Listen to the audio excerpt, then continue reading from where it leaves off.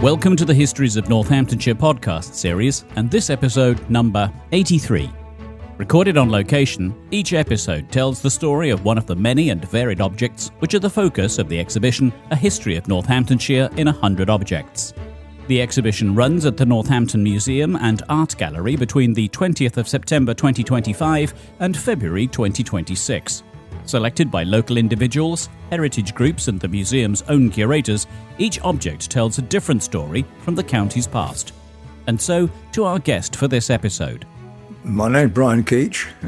I'm retired.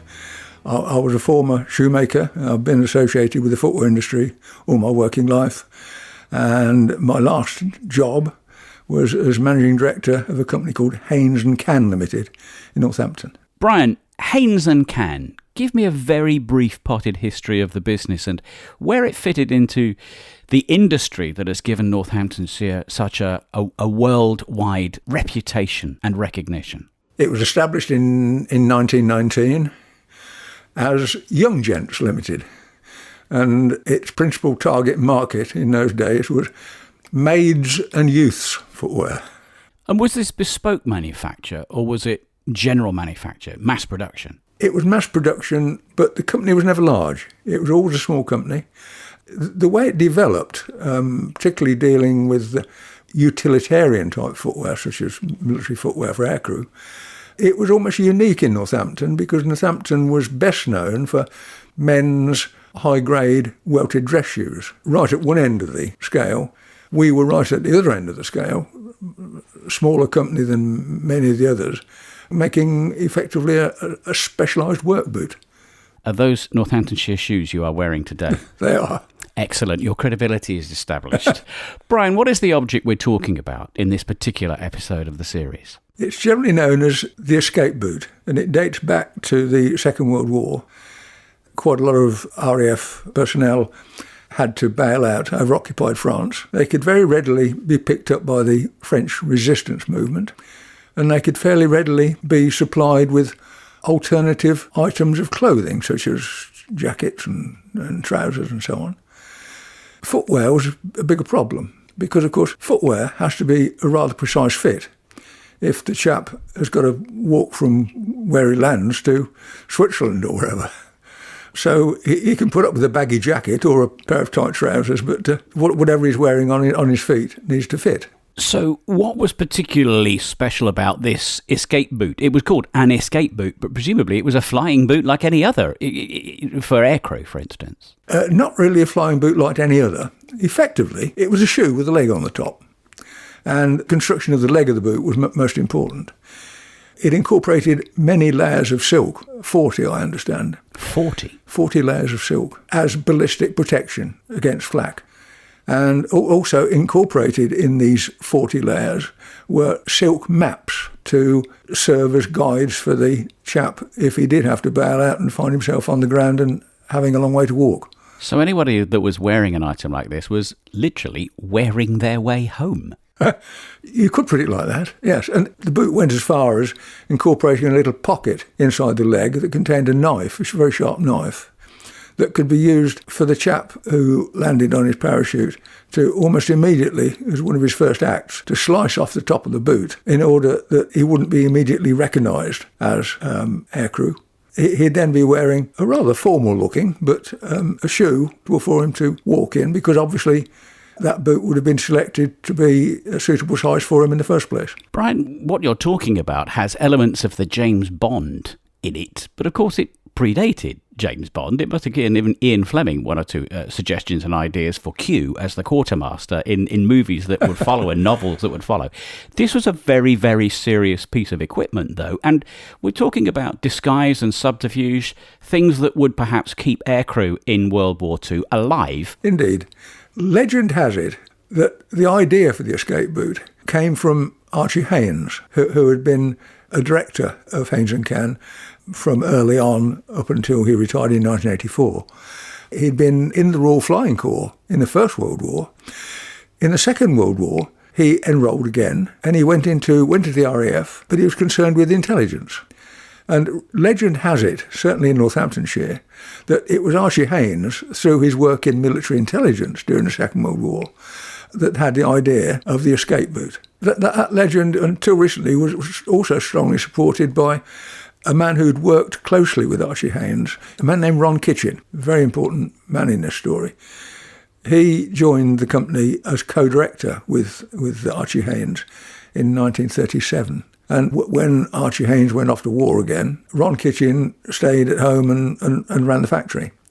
Ron Kitchin was the man who was concerned with development of new footwear types, and he was in overall control of production in the factory.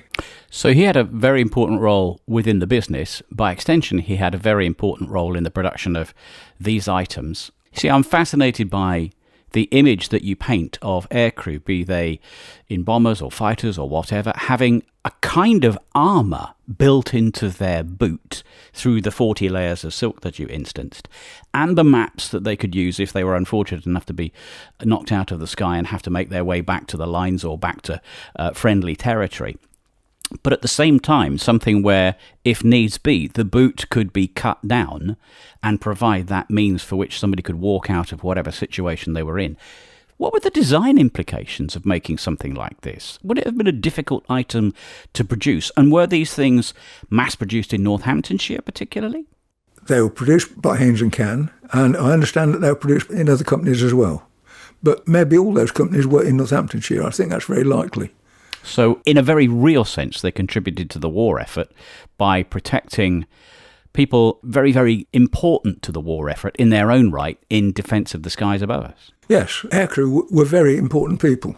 It was very expensive to train aircrew, and it was a tragedy when men and aeroplanes were shot down. But if the man could be saved, and particularly if he could be saved and then return to this country and fly again, that was a particular bonus. Were these escape boots generally issued to aircrew? Did everybody in aircrew get them, or were they for specific aircrew? I can't answer that question directly. I should think first priority was probably given to fighter pilots. That would be my guess. But I think they were fairly general issue eventually. How important to the business of Haynes and Cann was this particular commission, was this particular contract? What did it do for the business? Well, if I can just go back a bit to 1937, let's say that was the year when Ron Kitchin joined the company. Over and above the escape boot, he was involved in many other development jobs with the Ministry of Defence that I heard something about after Ron Kitchin left Haynes and Cann in, I think, about 1965, something like that, and came to the Footwear Research Association, SATRA, where I was working. SATRA were being awarded development contracts from the Ministry of Defence, in particular to develop new types of aircrew footwear. And so I was put together with Ron Kitchin, and we worked together as a team to develop one particular aircrew boot that was quite new to the Royal Air Force at that time. So it was a process of ongoing development and innovation. Yes. And Ron Kitchin was a great one he was a great raconteur, but he wouldn't go too far in telling you exactly what he got up to during the war in terms of the work he did with the Ministry of Defence. Walls have ears. Yeah, I believe so. And loose lips sink ships and all of those phrases. And of course, just down the road, there are people today who are still keeping very quiet about what they did in Bletchley Park. And that is perhaps a generational thing that we can only look on with pride and respect. What is your feeling about this item as an item, given the specialism that you have within the footwear industry and knowing how shoes are put together, knowing the engineering that goes into them? What's your feeling about this particular escape boot, Brian? I suppose the key thing is that it did enable men to escape.